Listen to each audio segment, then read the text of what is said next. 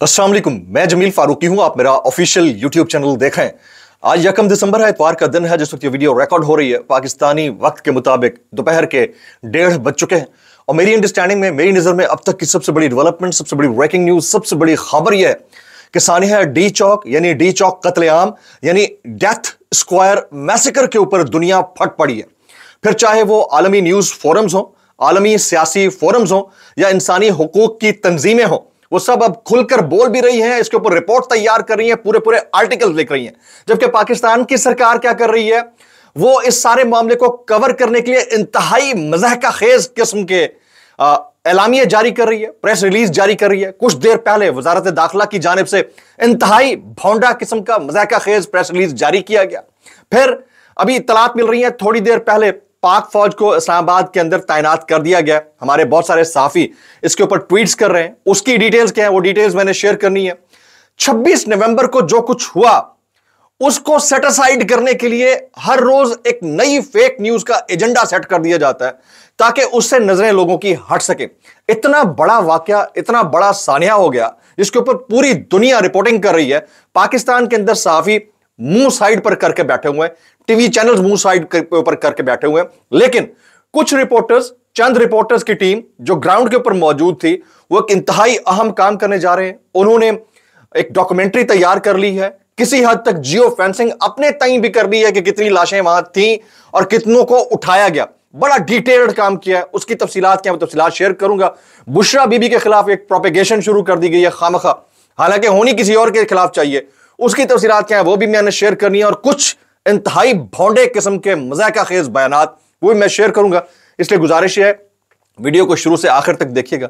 एक और गुजारिश, अगर आपने चैनल नहीं किया अभी तक सब्सक्राइब जरूर सब्सक्राइब कर लीजिएगा। बेल आइकन यानी घंटा या घंटी अपने अंगूठे उंगली के साथ रख के डंडे से दबा सकते हैं। इसके अलावा व्हाट्सएप चैनल का लिंक हर वीडियो की डिस्क्रिप्शन के अंदर मौजूद होता है, उसको जाकर क्लिक करके ज्वाइन कर लेंगे।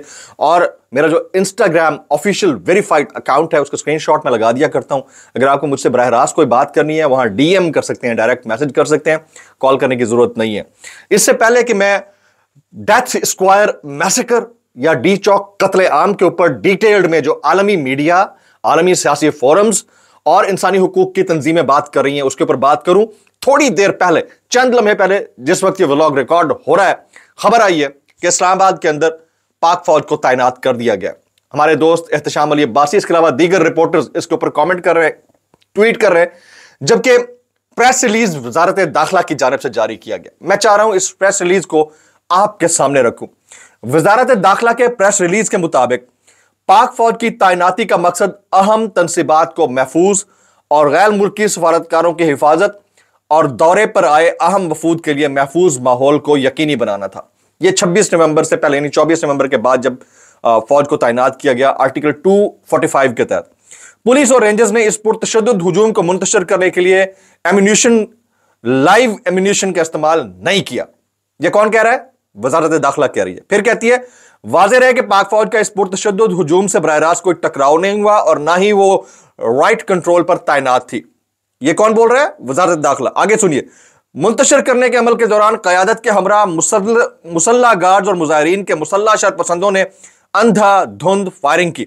मुसल्ला गार्ड्स और मुसल्ला मुजाहिरीन के शरपसंद जत्थों ने अंधाधुंध फायरिंग की। 3 सवाल, मेरे 3 सवाल। पहला सवाल, लाइट्स क्यों ऑफ की गई? दूसरा सवाल, बराबर की बिल्डिंग्स को खाली करा के लाइट्स क्यों ऑफ की गई? तीसरा सवाल, अस्पतालों के बाहर इस वक्त सिक्योरिटी आपकी पुलिस की या आपके बाकी इदारों की क्यों मौजूद है और क्यों लोगों से नहीं मिलने दिया जा रहा? जब आप कहते हैं कि जो आए थे उन्होंने अंधाधुंध फायरिंग की, उनके शरपसंदों ने प्लस उनके गार्ड्स के जत्थों ने, उनके पास इतना लाइव एम्यूनिशन था कि वो डायरेक्ट अंधाधुंध फायरिंग करते रहे और भाग भी गए। और मैं हैरान हूं कि आज तक जमान पार्क हो, 26 नवंबर पिछले वाला, 25 मई पिछले वाला, उस वक्त तक की शेलिंग हो, उन गोलियों में, उन शेल्स के अंदर इतना असर नहीं था कि 6-6 दिन तक मुजाहिरीन को पीछे नहीं हटा सका। और इन शेल्स में इतनी ताकत थी कि 15 मिनट में सारे मुजाहिरीन डिस्पर्स हो गए। मतलब यार, किसको आप बेवकूफ बना रहे हैं? मज़ाहिका खेज बात है। मैं वो तमाम जो लोग जो है वो जो समझ रहे हैं कि मामला इतना आसान है, इतना आसान नहीं है। बहरहाल अब पब्लिक इतनी वाइज हो चुकी है, उन्हें पता है ये मखौलियां जो वजारत दाखिला और वजारत इत्तलात कर रही है, मखौलियां बंद करे, पब्लिक को सब पता है भाई। ये इंटरनेशनल मीडिया ने इतनी डिटेल में जो स्टोरीज खोल दी हैं। अब आप ये सारा मुद्दा किसके ऊपर डाल रहे हैं कि लाइव एम्यूनिशन का इस्तेमाल जो है वो पीटीआई के लोगों ने किया, या फिर मुसल्ला गार्ड जो 20-25 गार्ड होंगे अली अमीन गंडापुर के साथ, उन्होंने किया, ये उसके ऊपर डाल रहे हैं। ये आसान तरीन तरीका है। पहले तो आप मान ही नहीं रहे थे कि फायरिंग नहीं हुई, और फिर सबसे बड़ी जो बात है इस सारी सिचुएशन के अंदर, सबसे बड़ी बात, भाई गोली किसने चलाई? गोली क्यों चलाई? पब्लिक के ऊपर गोली क्यों चलाई? भाई असला वो इस्तेमाल कर रहे थे पीटीआई के लोग या गार्ड्स, और बंदे भी उनके मार रहे थे। मतलब आप अपना कोई एक ही दिखा देते। ये बड़ा अफसोसनाक है। ये अभी थोड़ी देर पहले की अपडेट है, और मैं इसको अभी स्टोरी को कंफर्म नहीं कर रहा कि इस्लामाबाद के अंदर फौज को तैनात करने का कोई नोटिफिकेशन आया नहीं आया, अभी तक कहीं पर ये बात नहीं आई। बट 2-3 हमारे दोस्त थे जिन्होंने कंफर्म किया है, मैंने भी उन्हीं से ही स्टोरी लेकर आप तक शेयर किया। अब जरा इंटरनेशनल मीडिया के ऊपर आते हैं। इंटरनेशनल मीडिया के ऊपर इंडिपेंडेंट उर्दू ने कल एक स्टोरी की। ये एनी शिराजी हैं, ये आसमा शिराजी साहिबा की बहन है। Hospital authorities reveal 10 PTI protesters were dead and 110 injured by gunshots. Gunshot से 10 पाकिस्तान तहरीक इंसाफ के जो शुरका थे वो शहीद हुए। इसको रिपोर्ट कर रही है इंडिपेंडेंट उर्दू की एक रिपोर्टर। 110 जख्मी हुए गन शॉट से, नॉट बाय द शेलिंग, वो जो टीयर गैस शेलिंग होती है, गन शॉट। ये डायरेक्ट वर्ल्ड ये ऑथेंटिकेट करता है कि गोली लगी। जब गोली चली है और लगी है, लगी भी अपने लोगों को है यार। मतलब किसके साथ मजाक कर रहे हैं आप? किसको बेवकूफ बना रहे हैं? अच्छा, उसके बाद ये इंडिपेंडेंट उर्दू की स्टोरी थी। अब आ जाते हैं द गार्जियन। द गार्जियन कहता है एक डॉक्टर ने बताया अमवात को छुपाने की कोशिश की गई, तमाम जांबहक जख्मी अफराद का रिकॉर्ड हुक्काम ने जब्त कर लिया। हमें बात करने की इजाजत नहीं, आला हुकूमती अफसरान अस्पताल का दौरा कर रहे हैं ताकि रिकॉर्ड छुपाया जा सके। ये द गार्जियन की स्टोरी है। अब बीबीसी की स्टोरी जो है वो आप ऑलरेडी मैं डिटेल में बता चुका हूं कि बीबीसी ने खुलकर कहा कि वहां पर जो मौजूद एनी शाहिदीन थे या जख्मी थे, उनकी चीखने कराहने की आवाजें इतनी थी कि कोई वहां पर ठहर नहीं सकता था। और उसके बाद जितनी सर्जरीज डॉक्टर ने उस दिन की उतनी शायद किसी दिन की होंगी, वो डॉक्टर्स ने क्लेम किया। यह बीबीसी का। अब इकोनॉमिक टाइम्स कहता है Islamabad massacre, hundreds of Imran supporters smothered, PTI calls it darkest hour of Pakistan. अब आप अंदाजा कीजिए, ये इकोनॉमिक टाइम्स की स्टोरी है, इकोनॉमिक टाइम्स की। और इस सानेहे से नजरें हटाने के लिए कभी कहा जाता है कि आप इमरान खान साहब से नहीं मिलने दिया जाएगा, कभी उनके जो हाई कोर्ट के अहकामात हैं या कोर्ट के अहकामात हैं उन पर अमल दरामद नहीं होने दिया जाता, ताकि आपका जो फोकस है वो शिफ्ट करके चला जाएगा। देखें अभी इस वक्त तो प्राइम फोकस खान साहब से नहीं मिलने, पता नहीं उनकी तबीयत कैसी है। मैं आपको यकीन दिलाने से कह सकता हूं, जहां तक मैं इस सारे सिचुएशन को समझता हूं, is a former prime minister of Pakistan, popular ever leader of this country, कुछ नहीं होगा उनको। और दूसरी बात यह है कि उनको ज्यादा से ज्यादा साइकोलॉजिकल टॉर्चर किया जा सकता है। इसके अलावा he is in the jail, confirmed है। कल बहुत सारे लोग रूमर्स उड़ा रहे थे, बहुत सारे यूट्यूबर्स भी रूमर्स उड़ा रहे थे, उधर ही है। लेकिन याद रखिएगा कि ये जो हुआ है ना मैसेकर, ये कत्लेआम या ब्रूटल फायरिंग, इस वाक़े को अगर आपने दबने दे दिया तो ये नॉर्मलाइज हो जाएगा माजरत के साथ। ये न्यू नॉर्मल के तौर पर एक्सेप्ट करना शुरू कर दिया जाएगा। एमनेस्टी इंटरनेशनल क्या कहता है? Amnesty International demand investigation into deadly brutal massacre in Pakistan. ये एमनेस्टी इंटरनेशनल इंसानी हुकूक की तंजीम है, वो कह रही है। अच्छा, फिर इस सारे मामले के ऊपर जो पॉलिटिकल फोरम्स हैं पूरी दुनिया के, जिसमें ऑस्ट्रेलिया है, यूरोपीय यूनियन है, अक़वाम मुत्तहिदा है, बरतानिया है, इन सब का शदीद रद्द अमल आ चुका है। फिर इस स्टोरी के अंदर से जो हकायक हैं वो मतीउल्लाह जान ने तो उस वक्त जो खोले थे, फिर एजाज सैयद ने भी खोल दिए। वो कहते हैं कि ये जो रेंजर्स की गाड़ी को हादसे वाला मामला था, उस ड्राइवर का ताल्लुक पीटीआई के कारकुनान से ही नहीं है। वो शायद खान अब्बासी साहब का एक जानने वाला है, अजीज है, और साबिक ब्यूरोक्रेट जफर अब्बासी का पोता हाशिम है, वो ड्राइव कर रहा था। ये उससे भी अब एक जो असलियत है उसकी भी खुलकर सामने आ गई। फिर अफसोसनाक मामला यह है, ये हुकूमत जिस तरह से अब ये मुद्दा पीटीआई के वर्कर्स उनके गार्ड्स के ऊपर डालने की कोशिश कर रही है, बिल्कुल इसी तरह से इन्होंने क्या किया कि वो नमाज पढ़ने वाला जो बंदा था ना, वो टिकटॉक बना रहा था। कल को आप कहेंगे कि लाइव एम्यूनिशन नहीं थी, यहां पबजी खेली जा रही थी, उसकी चैंपियंस लीग हो रही थी। कोई शर्म कोई हया होती है यार? कैसे कर लेते हो यार? मतलब इतनी भी शर्म नहीं होती, थोड़ी सी इतनी भी शर्म नहीं होती कि थोड़ा इंसानियत का ही आप लिहाज रख लें।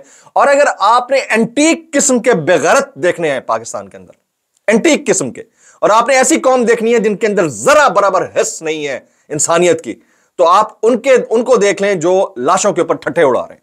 बड़े बड़े साफी, बड़े बड़े क्रेडिबल अपने दौर के नाम, उनको शर्म तक नहीं आ रही कि वो उसके ऊपर क्या बात कर रहे हैं। अभी थोड़ी देर पहले इतला मिली है कि हमारे जो साफी दोस्त हैं शाकिर महमूद अवान साहब, उनको बाजियाब करा लिया गया है। बड़ी अच्छी खबर है। इस सारे मामले के ऊपर हमारे बहुत सारे दोस्त जो है, जो ग्राउंड के ऊपर थे रिपोर्टर्स, वो काम कर रहे हैं। उन्होंने अपने स्टाइल के अंदर जियो फेंसिंग की है कि कितनी लाशें उन्होंने देखी। ये कोई तकरीबन 2-2.5 दर्जन साफियों का एक टोला है, वो ये सारा काम कर रहा है। वो ये कह रहा है कि किस किस ने कितनी कितनी लाशें देखी, उनके किसको कहां पर गोली लगी थी। उनके मुताबिक कोई 17 से 25 के दरमियान लाशें उन्होंने अपनी आंखों से देखी हैं। और ये वो नहीं है जो मतलब उनमें कुछ वो नहीं है कि एक लाश को 2 दफा गिनती कर दिया हो, ऐसा नहीं है। उन्होंने बड़े तरीके के साथ इसकी गिनती की है, उसके ऊपर डॉक्यूमेंट्री बना रहे हैं। और पाकिस्तान के अंदर तो शायद ना चल सके, इंटरनेशनल फोरम्स के ऊपर चलेगी। पीटीआई ने एक अच्छा काम किया, कल रात मैं देख रहा था, अजहर मशवानी साहब ने मुझे मैसेज किया, और वो था पाकिस्तान तहरीक इंसाफ ने अब डोजियर बना लिया है और उसको इंटरनेशनली जो है वो देना शुरू कर दिया है, सोशल मीडिया के ऊपर पब्लिक कर दिया है उसको। वो डोजियर है कि क्या उनके साथ हुआ, और ये नाकाबिले तरदीद शवाहिद है, सबूत है। कल रात मैंने उसको ट्वीट भी किया है। अभी आ जाते हैं इमरान खान साहब के पे। इमरान खान साहब अडियाला जेल के अंदर हैं। मैं कल भी कह रहा था, जिस वक्त सब र्यूमर्स फैला रहे थे, सब गलत बयानी से काम ले रहे थे, झूठ बोल रहे थे, उस वक्त मैं कह रहा था कि वो अडियाला जेल के अंदर है। सेहत नासाज है उनकी, ये अलग बात है। ये अलग बात है कि इस वक्त सिचुएशन सिनेरियो क्या डेवलप होता है। यह अलग बात है कि जो ट्वीट्स हो रहे हैं शायद इस मकसद के लिए हो रहे हैं कि उनकी मुलाकात उनके वकला से करा दी जाए। लेकिन याद रखिएगा, उनको नुकसान पहुंचाना इतना आसान नहीं है किसी के लिए भी। ज्यादा से ज्यादा उनको साइकोलॉजिकल टॉर्चर किया जा सकता है, या उनको फिजिकल जो है वो कोल्डनेस या कोल्ड ब्लडेडनेस का उनके साथ मुजाहरा किया जा सकता है। इसके अलावा कुछ नहीं है। उनको दूसरी जगह मुंतकिल करने की जो खबरें हैं वो भी मेरी नजर में सरासर झूठ है। अभी तक ऐसा कुछ नहीं हुआ। केस टू केस डिपेंड करता है, लेकिन अभी तक ऐसा कुछ नहीं हुआ। अब आ जाते हैं जनाब कुछ वायरल बयानात की जानिब। ये उज़मा बुखारी साहबा कहती हैं कि मेरिट पर प्लॉट तकसीम होंगे सहाफियों में। जाली फॉर्म 47 से इक्तदार में आने वाले प्लॉट्स मेरिट पर तकसीम करेंगे। कैसे कर लेते हो यार, कैसे कर लेते हो? फिर एहसन इकबाल साहब क्या फरमाते हैं? एहसन इकबाल साहब फरमाते हैं, इमरान खान का शौक पूरा नहीं हुआ तो वो एक कॉल और देखकर शौक पूरा कर ले। इतने बेहिस लोग मैंने अपनी जिंदगी में नहीं देखे, इन्हें इतनी शर्म नहीं है कि अगर गोली चली है उसकी कन्फेशन में सर झुका लें थोड़ी देर के लिए। इनके ऊपर भी जिस दिन अटैक हुआ था, सबसे पहले मैंने कंडेम किया था एहसन इकबाल साहब के ऊपर। एक मजहबी जमात ने किया था अटैक, जब ये इंटीरियर मिनिस्टर थे। नहीं होना चाहिए। आपको थोड़ा सा लिहाज कर लेना चाहिए आप क्या कह रहे हैं भाई। ये अगर ये मामूली शेलिंग थी और सिर्फ डराने के लिए थी तो वो तो 6-6 दिन तक खड़े रहे थे। 25 मई को मैं खुद था उसमें, जब शेलिंग से मैं खुद बेहोश हो गया था। ये शेलिंग नहीं थी। लोग अब इसको कंफर्म कर रहे हैं, इंटरनेशनल मीडिया कंफर्म कर रहे हैं। और अगर आप इसको नहीं मानते, एक पॉइंट अब क्या दूसरों के ऊपर डालना शुरू कर दो। आसान तरीन तरीका है ना, दूसरों के ऊपर डालना शुरू कर दो। बिलावल भुट्टो साहब क्या कहते हैं? वो कहते हैं यूज ऑफ टॉक्स और force to bring stability is highly needed. वो कहते हैं कि अगर बातचीत के जरिए स्टेबिलिटी नहीं आती तो फोर्स का इस्तेमाल करना ठीक है। ये भुट्टो का नवासा है जो खुद इस बर्बरियत का शिकार हो चुका है। उनकी हालत चेक करें कि इनके पजामे गीले हो चुके हैं और बैठे हुए हैं ये सरकार के साथ, और इस फस्तायत के बराबर के शरीक हैं। ये अपने साथ जाती इंटरेस्ट को सेफ गार्ड कर रहे हैं। कैसे कर लेते हो यार, कैसे कर लेते हो?